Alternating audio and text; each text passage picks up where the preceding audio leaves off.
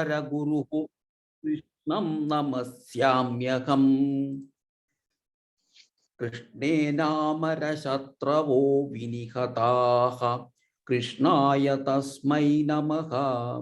कृष्णादेव समुत्थितं जगदिदं कृष्णस्य दासोऽस्म्यहम्। कृष्णे भक्तिरचञ्चलास्तु भगवन्, हे कृष्ण तुभ्यं नमः। प्रपन्न पारिजाताय स्तोत्रवेत्रैकपाणये ज्ञानमुद्राय कृष्णाय गीतामृतदुहे नमः। वसुदेवसुतं देवं कंसचाणूरमर्दनं देवकी परमानन्दं कृष्णं वन्दे जगद्गुरुम्। सर्वेषां पुनः स्वागतम्। We'll start. Fourth sloka. Atra shura mageshwasaha. Atra shura mageshwasaha. Atra shura mageshwasaha. Shura. Atra shura. Sorry. Atra shura mageshwasaha. Bhimarjuna samayuthi. Bhimarjuna samayuti. Bhimarjuna samayuti. This is Mahaprana. Bhimarjuna samayuthi. Bhimarjuna samayuti. Bhimarjuna samayuti. Yuthi. Yuthi. Yuthi. Yes. It is a hrasva. Yuthi. Yuyuthano viratascha. Yuyuthano vradasya.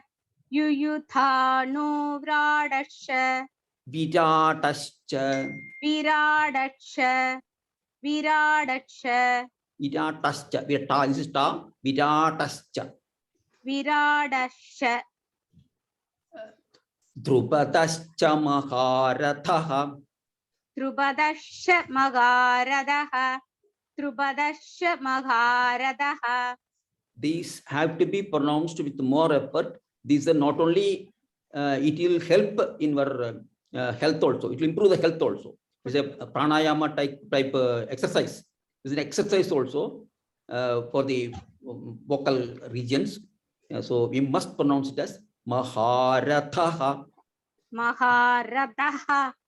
Maharathaha. Yes, you must pronounce it like that. That will only give the effect, improve the health of the person who recites like that. Atra shura maheshwasaha. Atra shura mageshwasaha. Next.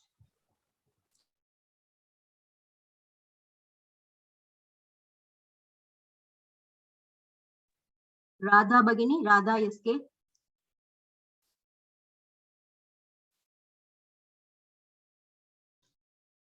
Atra shura maheshwasaha. Atra shura maheshwasaha. Once again. Atra shura maheshwasaha. Bhimarjuna samayuthi. Bhimarjuna samayuthi. Bhimarjuna samayuthi.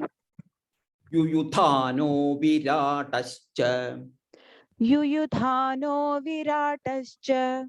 Yuyudhano viratascha. Drupadascha Maharathaha. Drupadascha Maharathaha. Drupadascha Maharathaha. Well chanted. Well chanted. Dhanyavadaha. Dhanyawad. Kavita Bhagini. Am Bhagini.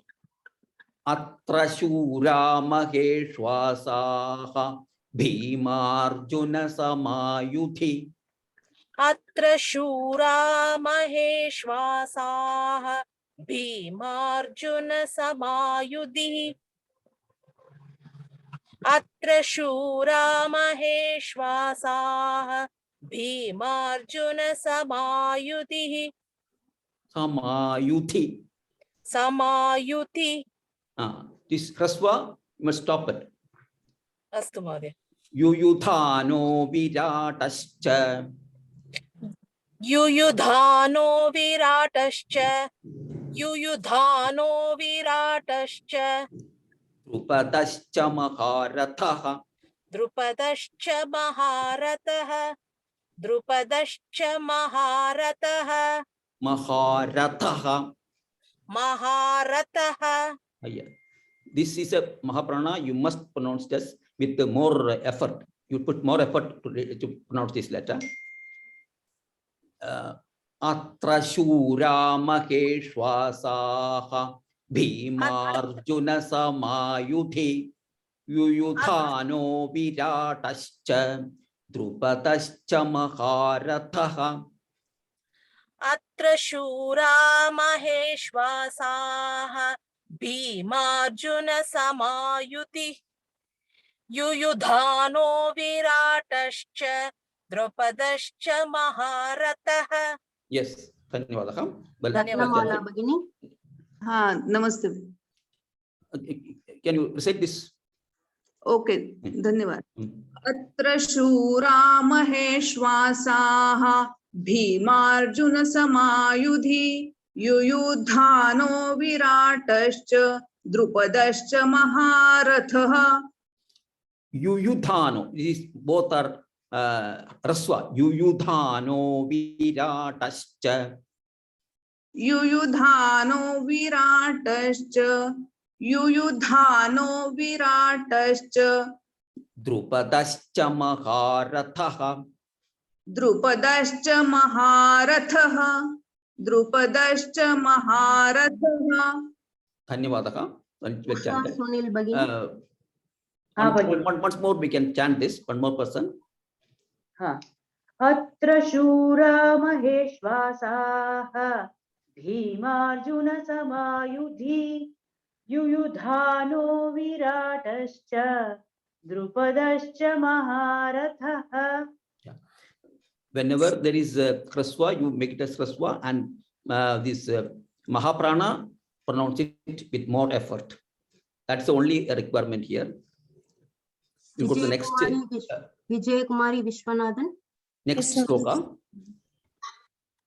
Drishtaketuschekitanaha.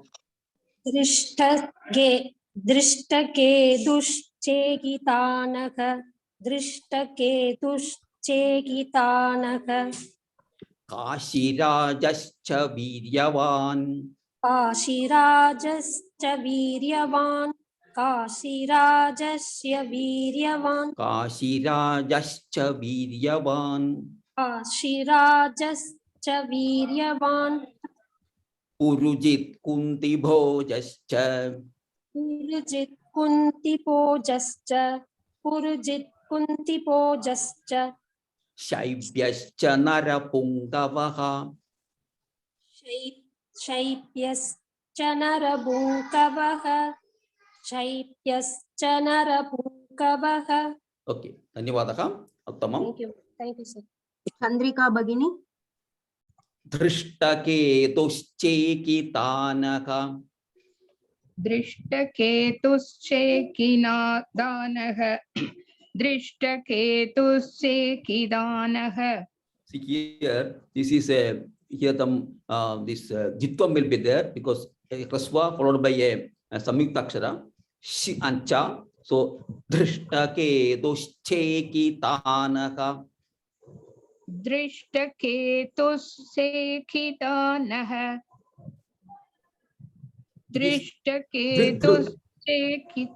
See, mark it, blue mark you see, it is Mahaprana. Drishtaketuschekitanaha. दृष्टकेतुश्चेकितानः दृष्टकेतुश्चेकितानः Chekitanaha. तानः. Yes, ta should be pronounced with more clarity. दृष्टकेतुश्चेकितानः Kashirajascha Viryavan. काशीराजस्य वीर्यवान् काशीराजश्च वीर्यवान् All this Kashirajascha Viryavan. काशीराजश्च वीर्यवान् काशीराजश्च वीर्यवान् Purujit Kundibhojascha. बुरुजित् कुन्दिभोजश्च बुरुजित् कुन्दिभोजश्च Purujit is pa. Purujit Kundibhojascha. Purujit कुन्दिभोजश्च बुरुजित् कुन्दिभोजश्च Shaibhyascha Narapungavaha. शैब्यश्च नरपुङ्गवः शैब्यश्च नरपुङ्गवः Dhanyavadaha. Well chanted. अनन्या भगिनी Dhrishtaketuschekitanaha.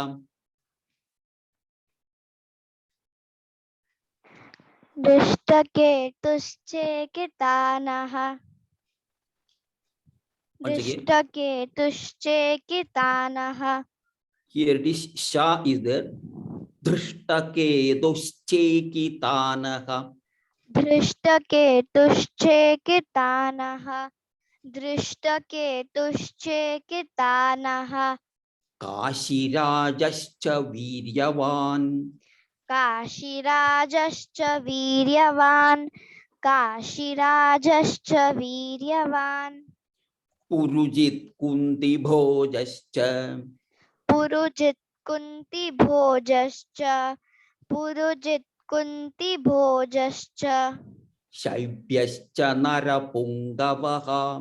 शैभ्यश्च नरपुङ्गवः शैभ्यश्च नरपुङ्गवः Shaibhyascha Narapungavaha.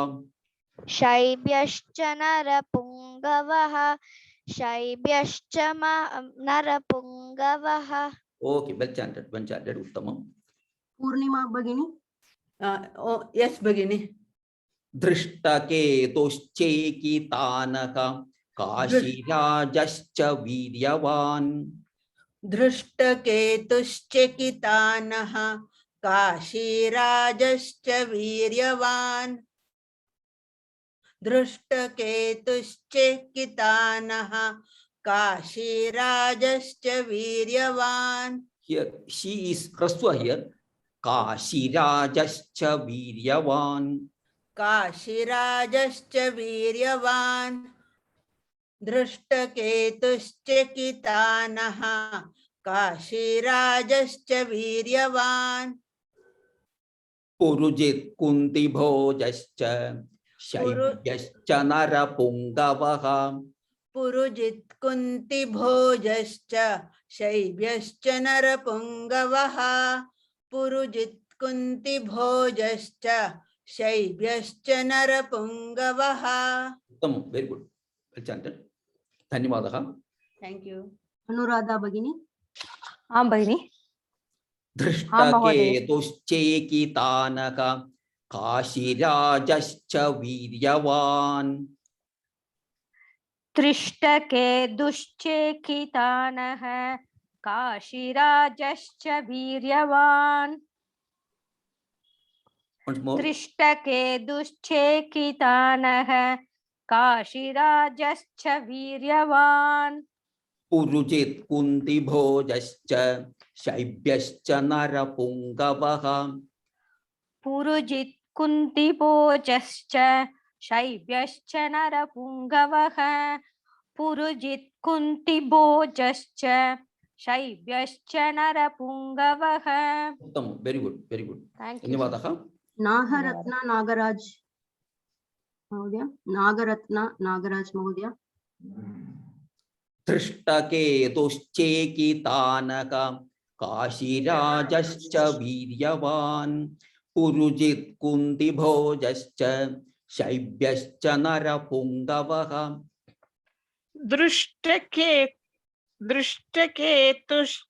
दृष्टकेतुश्चेकितानः काशीराजस्य वीर्यवान् पुरुजित् कुन्तिभोजश्च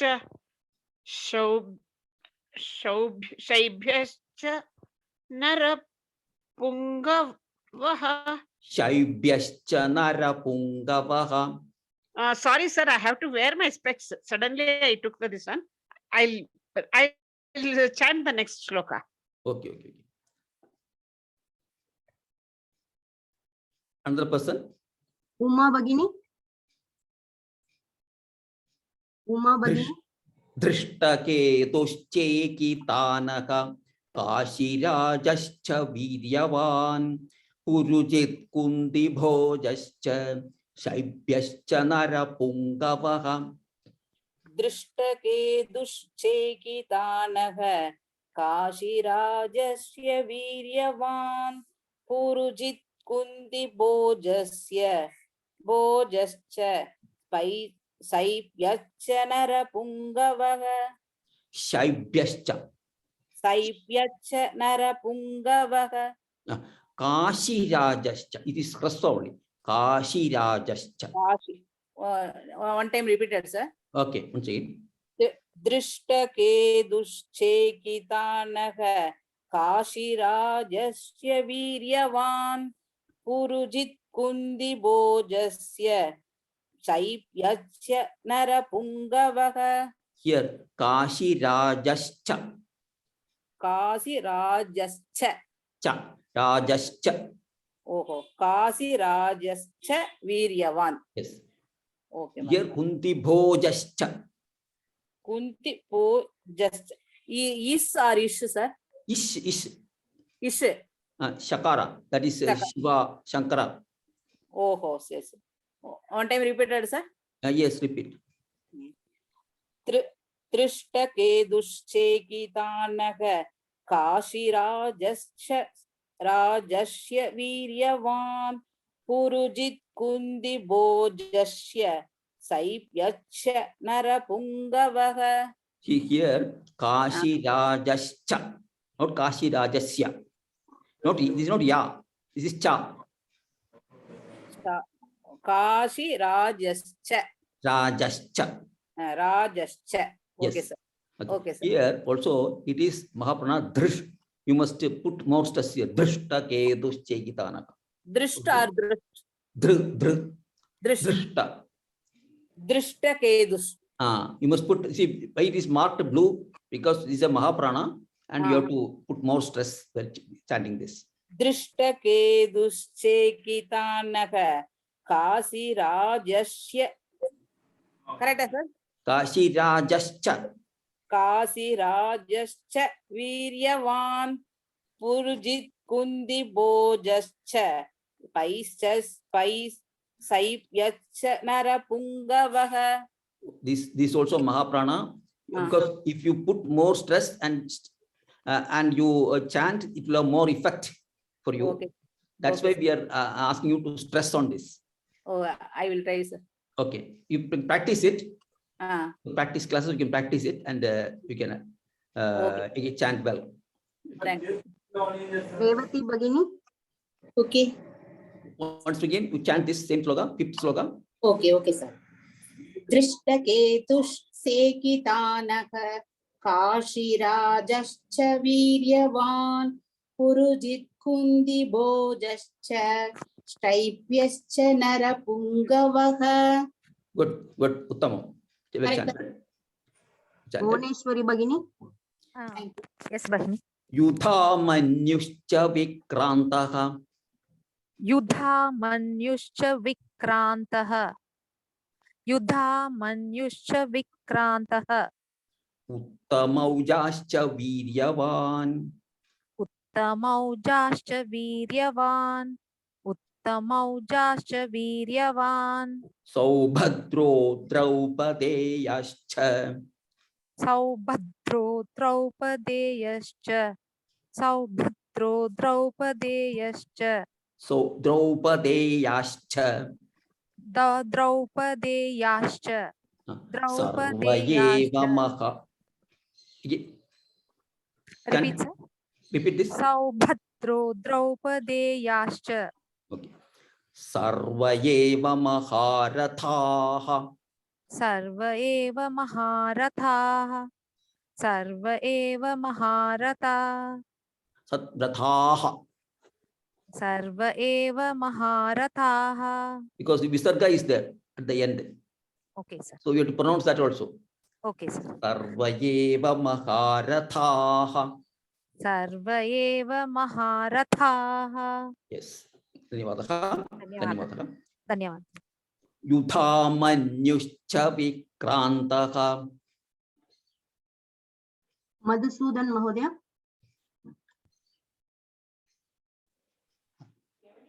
युधामन्युश्च विक्रान्तः उत्तमौजाश्च वीर्यवान् सौभद्रो द्रौपदेयाश्च सर्व एव महारथाः. Maharathaha. महारथाः. The important thing is that all these letters should be clearly audible. Correctly. Each of the letters should be clearly audible. Sure, sir. I will You can try chant it. once again.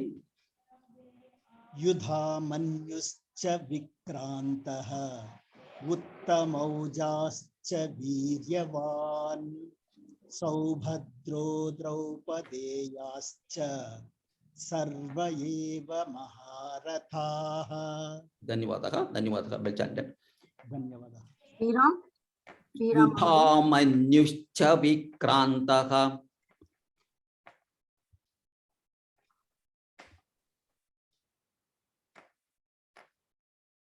युधामन्युश्च विक्रान्तः उत्तमौजाश्च Now you chant only first pada only. युधामन्युश्च विक्रान्तः युधामन्युश्च विक्रान्तः Yudhamanyuscha. युधामन्युश्च Yes. Yudhamanyuscha vikrantaha. युधामन्युश्च विक्रान्तः युधामन्युश्च विक्रान्तः Uttamaujaschcha viryavan. उत्तमौजाश्च वीर्यवान् उत्तमौजाश्च वीर्यवान् Saubhadro draupadeyascha. सौभद्रो द्रौपदेयाश्च Once again. सौभद्रो द्रौपदेयाश्च See this Mahaprana. Saubhadro draupadeyascha. Can you repeat? Saubhadro draupadeyascha.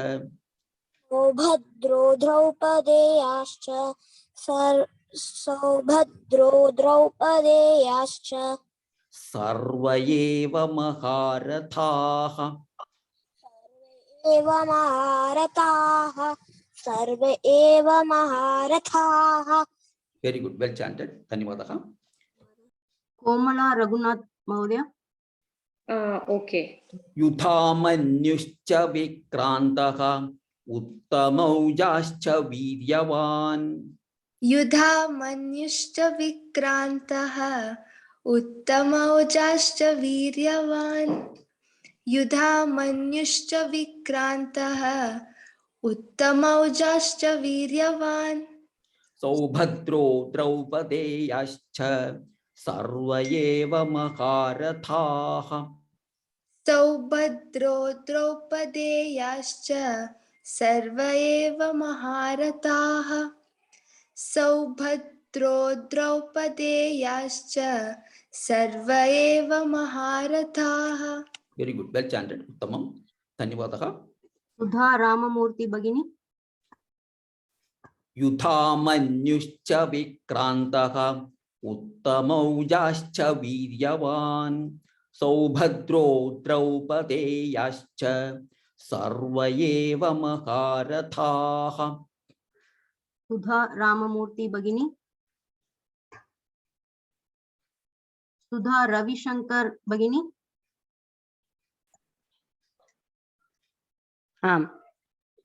Shall I say? Yes, yes. Okay. युधामन्युश्च विक्रान्तः उत्तमौजाश्च वीर्यवान् सौभद्रो द्रौपदेयाश्च सर्व एव महारथाः. Good. Well chanted. Thank you. Uttamam. Dhanyavadah. One more person. श्यामला भगिनी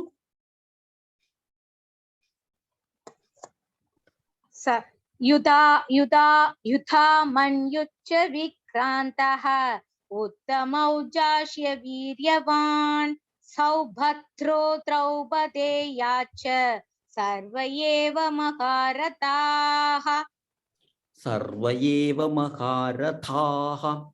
सर्व एव महारथाः. Always chant this with more effort. These letters, these are Mahapranas. So he is required to chant like that. One Okay. more time, Magadaya. Yes. युधा मन्युच्च विक्रान्तः उत्तमौजास्य वीर्यवान् सौभद्रो द्रौपदेया च सर्व एव महारथाः. Okay. Dhanyavadah. Here Uttamaujascha. Not Maujasya. Uttamaujascha. उत्तमौजस्य Maujascha. मौजाश्च Cha. This is cha. च उत्तमौजाश्च Maujascha. मौजाश्च. Each letter should be pronounced in the way it should be pronounced. This is ja. So this is a alpha prana of this thing. You must ja. You must not stress it. Okay Mahodaya. பக்கத்துல இஷ் இருக்குல்ல மகோதயா, இஷ் இருக்குல்ல, அத எப்படி சேர்த்து ஜாஷ Ischa. இச்சா. Ish. That is half sh and then cha. Full cha. Okay okay. Maujascha. இச்சா இச்ச ஜாச்ச Jascha. ஜாச்ச That ish sound should be heard. ஜாச்ச. Yes. Here Draupadi-yascha. द्रौपदेयाश्च Yascha. याश्च Yes. याश्च Yes. याश्च. Yes. धन्यवाद. So when you listen, you can closely listen to know whether the other person is correctly pronouncing all the letters. That also will give you a chance to to get acquainted with this very well. Okay. Okay धन्यवाद. Now we'll chant all the 3 slokas. Today we did. Atra shura maheshwasaha bhimarjuna samayuthi yuyuthano viratascha drupadascha maharathaha dhrishtaketoschekitanaka kashirajascha viryavan Purujit Kundi Bhojascha Shaibyascha Narapungavaha Yudhamanyuscha Vikrantaka Uttamaujascha Viryavan Saubhadro Draupadeyascha Sarvayeva Makarathaha. Any clarifications?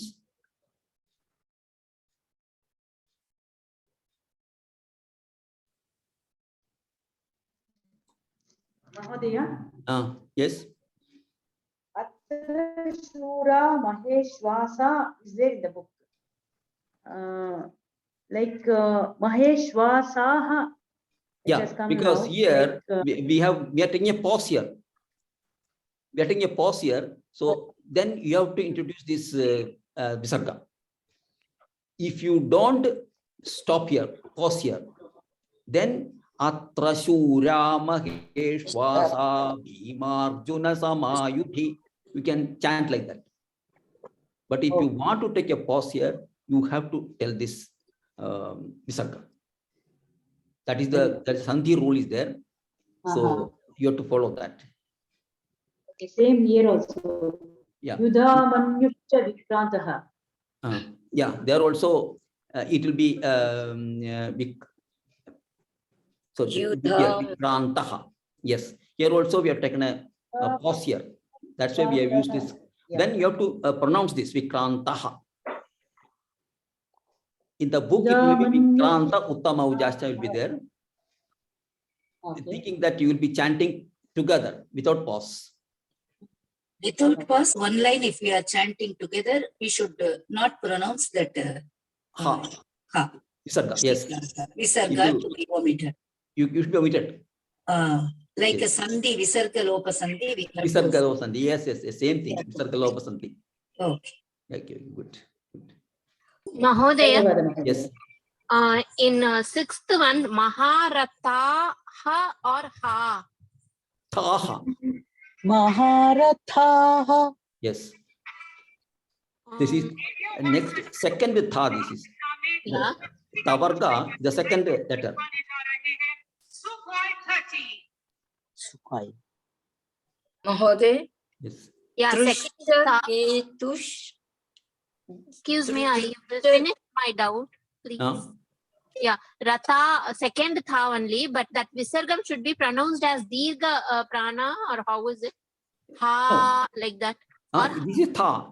Maharatha. Ha, this Visargam will pronounce as ha only. Same ha only. But Yeah. only this you will elongate. Maharatha. yeah, Visargam only I have doubt. That is a Hrasvam or a Dirgham? Rastam only. Oh. Only No, this is Dirgham. No, my teacher told whatever vowel sound for the previous thing. So, Dirgham is coming, no? Tha. So, the Visargam should have a, again, elongated sound. Ha, like that. H-A-A, like that. Oh, like that. Then maybe I have to clarify that. But I was thinking it was Maharatha. I don't know whether Visargam will get also get elongated. Because in the fourth sloka, it is Maharataha. Rathaha. Maharataha. Yes. So Yes, this is Maharataha or ha, like Yeah, that. Maharathaha is correct only. Maharathaha. Maharathaha is correct only. In the book also it is same. I will also check this aspect, this thing. I will check. Mahodaya, Visarga always follows the akara, akara, ikara, ikara accordingly. Only you follow only this that is Swarakshara only. Swarakshara. Only Swarakshara. Yeah, but the vowel sound is Dirgham or Hrasvam. That is only my doubt. Okay. Dirgham vowel. Maharatha. Dirgha is correct. Dirgham only. Okay. Because it is Dirgham vowel. Dirgham, then ha at the end. Okay. Thank you, Mahodaya. Okay. Sir, with your permission, I'd like to share Maharathaha and Maharathaha, they got slightly different meaning. Yeah. This is Bahuvachanam, the plural. And that may be that is Ekvachanam. Yes, sir. Yeah, they convey different meanings. Yes. So both are correct. At respective places, both are correct only. Yes. This is correct only. Maharatha is that is Ekvachanam, that is singular, and this is plural. Yes, sir. Sarva eva. That means all are great charioteers. Yes, that Meaning same, singular, plural. They don't convey different meaning. No, only singular. First one is singular. Last one is plural. Yes, that's all. But meaning is the same. Meaning Maharatha. is same, but this is true. But you must pronounce it thaha only. Yes. You must not pronounce it thaha. No. Yes. So whatever is there, pronounce it as such. Don't add anything extra or reduce anything. That is the only condition here. Dirgha is there, Dirgha. Rasva is there, Rasva. That's it. But only thing is you have to be quite patient to understand and to repeat number of times, so it will come automatically. Mahoday, Dhanyavad. Mahoday, Drishtaketushetikanah. Drishtaketushchekitanaha. Drishtaketushchekitanah. Yes, Chekitanaha. One is Sha, another is Cha. Isha. Drishtaketuhu Chekitanaha. There are two names are there. All the names of the kings on the Pandava side. Drishtaketushchekitanah. Drishtaketu. She will replace the Visarga here. There's a Visarga coming here. Yeah, okay. So instead of Visarga, ish, because Cha is coming next. So it is coming Drishtaketushchekitanaha. Drishtaketushchekitanah. Yes. Thank you. Yes. Is the class over?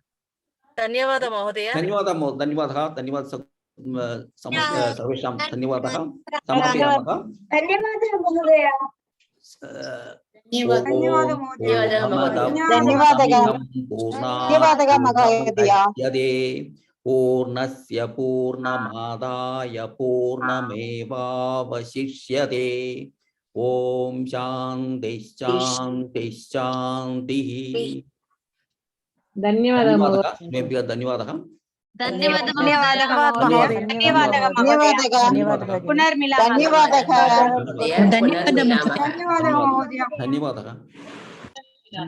ಮಹೋದಯ.